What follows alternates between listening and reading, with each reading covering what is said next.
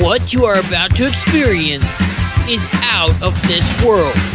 Politics, history, and of course, a lot of entertainment. It's time to rock it with the Docket. Hey, what's going on, everybody? It's Kyle Dockery with the Dockery Docket. We are here with another fantastic episode of the Dockery Docket. I'm excited to be here, and I hope that you are excited to be here as well. So, back when America was first founded, all the way back in 1776, the President of the United States, George Washington, made a very simple rule. He said that we shouldn't get involved in European affairs. In particular, he wanted our country to not be in different alliances. He wanted us to remain neutral, and he wanted to protect American interests first. Now, this was the standard for the United States of America. America would stay out of Europeans' problems, and Europe would stay out of America's problems. Then problems started to pop up. Europe started to colonize Africa, and so America said, hey, you better not do that colonization here in South America, or we're going to get you. And this is when the United States created the Monroe Doctrine. Europe would come over and be like, hey, can we take a little piece of South America? And America would tell them, no, get out of here. And it really helped push Europe out of our space, leading to South America to be full of different countries today and not being colonized. And then a couple hundred of years pass by, and all of a sudden, the world is thrown into World War I, and everything is just going absolutely crazy, But America decided to keep its isolationist agenda, as people back in that time were claiming that they didn't want American citizens going over into Europe to die on foreign soil. However, after the sinking of the Lusitania, a lot of Americans started to change their opinions, especially the President of the United States at the time, Woodrow Wilson. And so the United States joined World War I on the side of the Allies, and we pushed back the Germans and the Central Powers. Now, after that war was done, America wanted to come back home. We didn't want to deal with European affairs. We said, let Europe be Europe and we'll just come back to America. Yes, we helped Europe out, but we're done with them. The war's over. Hip hip hooray, we can leave. However, Woodrow Wilson had other plans and tried to create the League of Nations, which failed miserably and led to the Treaty of Versailles, which completely destroyed Germany and led to the rise of the Nazi Party, and eventually World War II. During World War II, once again, the United States of America wanted to be more isolationist. We didn't want to get involved once again with European issues. We would let them fight, and we would just stay over here. We have a whole ocean splitting us apart. Let's keep it that way. Then, of course, as you probably know, Pearl Harbor happened and everything changed. The United States military was activated to push back against the axis of evil, ending the war, and once again creating peace in Europe and all over the world. Now, once again, after this, I believe that the United States wanted to come back and be like, okay, Europe's finally done again. Let's hope that doesn't happen again. But there was a very, very big problem. After World War II, all of Europe was completely destroyed by the war. So then we decided to sign the Marshall Plan, which sent billions of dollars over to Europe to help them rebuild. Now we can finally say, let's come back home. We're good, Europe is built, but wait, hold on a minute.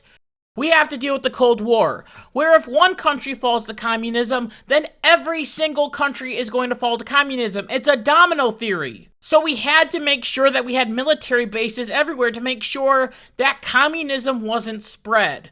And also we had to fight different proxy wars, like in Vietnam and Korea. And then finally, with the fall of the Soviet Union, the Cold War ends. Thank goodness. The United States can finally just come home and do our own thing. We don't have to worry about Europe anymore, right? No, actually, we are now a superpower, so we have to be more involved in European affairs. Ugh, how annoying! We join NATO and we give it billions of dollars every single year. We enter different trade agreements, which we spend billions of dollars every single year. And we become Europe's piggy bank and also their military as well. Because of the United States, European states aren't scared about being invaded. Because if they are invaded, then good old United States will come in and rescue them, just like they did in World War I, World War II, the Cold War, and all these different conflicts. However, big question here, What if the United States wanted to go back to that isolationism that they once had before? What if instead of spending billions of dollars in Europe, we could actually send all that money here to the United States of America? Wouldn't that be nice? Well, it looks like the isolationism that we once had in the past is trying, at least, to make it come back. As the American people voted for Donald Trump, who is very anti-war, and has said constantly on the campaign trail that he wanted to end the wars in Israel and also the war in Ukraine. He already helped with getting a peace deal for Israel and Hamas, and now Donald Trump is on his next project. And that is the war with Russia and Ukraine, which on February 24th marked its 3rd year anniversary. That is 3 years of the United States sending billions of dollars in aid and weapons to Ukraine. That is 3 years of total death and destruction. 3 years of a war that right now is at a stalemate and doesn't seem to be moving one way or another. And it makes us wonder, is there an off-ramp to this war? Or are we just going to keep on fighting this war forever? Well, Trump doesn't want that, and he wants these two men to finally get together and agree on something, at least a peace deal of some sort, so then we can stop this terrible war.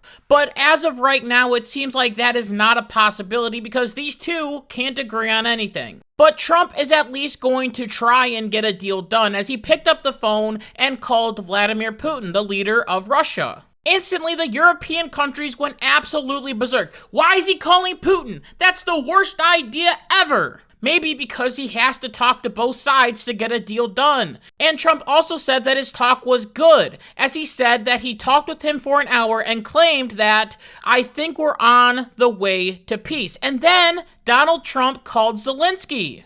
So Europe and the liberal media press can calm down. Zelenskyy later said in a statement that President Trump had informed him of his conversation with Putin, and he appreciated the U.S. president's genuine interest in our shared opportunities and how we can bring about a real peace together. So President Trump has done more to try and stop this war than Joe Biden has for the past 3 years of this war going on. It's absolutely despicable. But Zelenskyy continued by saying, "We believe that America's strength, together with Ukraine and all of our partners, is enough to push Russia to peace." Trump is finally getting these two men to talk, and at first it was rumored that Donald Trump was going to meet with Putin first in Saudi Arabia. Once again, this made European countries, along with Zelenskyy, absolutely freak out. Why would he meet with Putin? He's kowtowing to Putin. Why doesn't he meet with Zelenskyy first? If he's making a peace deal, then Zelenskyy has to be there, right? This doesn't mean that he's going to ignore one side. He's just going to see one side first and then probably meet with the other side later, which we will get to. What's honestly frustrating about all of this is that we have to be in charge. Why is it that the United States always has to be the peacekeepers? Why can't another country come in and take over?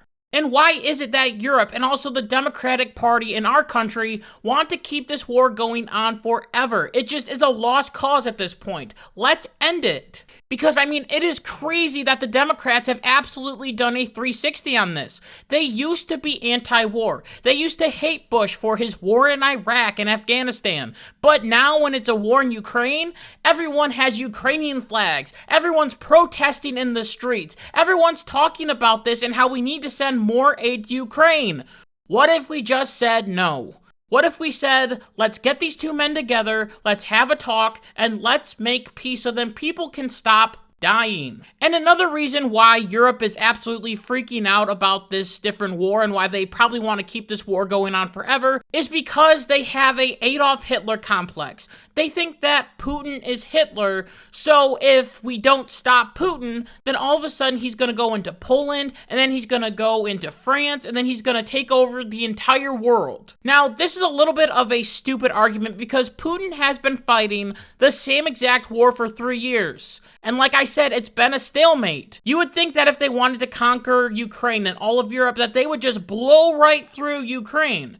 Do you know how big Russia is compared to Ukraine? It's absolutely massive. This, however, is their biggest fear, which makes sense because they've seen a thing or two, so they know a thing or two. But what if we get a peace deal done? Then guess what? Putin won't try to take over all of Europe if there's peace. Why would he continue if there is a good deal for him? Now, let me be clear. Just like I've said in the past, I don't like Putin, and I don't want him to win this war. And I am glad that Ukraine is able to defend itself, even if we are sending them money.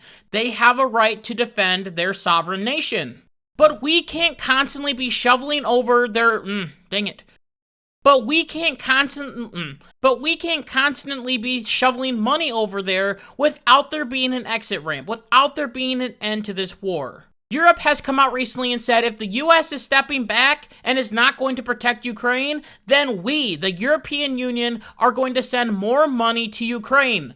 Yes, that's exactly what we want. This is Europe's problem. We should let Europe take care of it. We're a whole ocean and continent away. Let's let Europe take care of it. They have the money. They have the resources. They have the military. Go take care of it. You guys got this. Now, I agree with Trump that we need to end this war, but I'm not really a big fan of Donald Trump attacking Zelenskyy. As Trump was trying to make a deal with Ukraine, that military aid would continue to go to Ukraine as long as America got some of its money back from all the money that we've already spent in support of Ukraine. This money would come from Ukrainians' rare earth minerals, as Trump wanted 50%, but Zelenskyy said no to Donald Trump. That would be too much and would hurt future generations. And this made Donald Trump very upset. And so he went on Truth Social and called Zelenskyy a dictator. He said that Zelenskyy started the war, which I disagree with, and that Zelenskyy had low approval ratings and he needed to have another election very soon. Now, I really like Donald Trump, but this doesn't help when you're trying to negotiate a peace deal. Usually with a peace deal, you have to make sure that you are supportive of both sides a little bit. If one side hates you, then you could give them whatever they want and they would still hate you. You have to sort of be kind to both sides and understand both sides to get an actual real good agreement for peace. That's at least my opinion. It's all about cooperation, and if one side is angry at you, they're not going to cooperate. Now, I will be honest with you, I don't think that Putin or Zelenskyy are good people. Putin is a real dictator, but Zelenskyy also isn't a perfect angel as well. He has stopped the country from holding elections. He banned 11 political parties that were more supportive of Russia. He also banned a Russian-linked church from practicing their religion, and he also signed a law that regulated the media in his country. Those are all bad things. Those are things that democracies don't do. And if you want me to be honest with you, I think both of these men are terrible people, and both need to be kicked out of their respective office, and this war needs to end now. However, this might be the way that Donald Trump just negotiates with people. However, this might be just how Donald Trump negotiates different things, as now Donald Trump and Zelenskyy are buddy-buddy, as they have put aside their differences and might actually sign an agreement so that America can get Ukraine's rare earth minerals. Also, Trump is planning on meeting with Zelenskyy first before he goes and meets with Putin. So, for all of you European nations and all of you leftists that are absolutely freaking out, Trump is not leaving Zelenskyy out of the peace talks. He's going to talk with him first and then going to go talk to Putin. And then maybe after that, he will have both of them meet together and we can have a big celebration because the war will be over. And hopefully the left can thank Donald Trump for that. But I am hopeful that this will be the first domino to fall, which will lead to lasting peace in Europe. But for now, we just have to wait and wonder. And with that, I just want to thank you so much for listening to this episode of the Dockery Docket. And until next time, like my mom always says, be good, be kind, be loving, goodbye.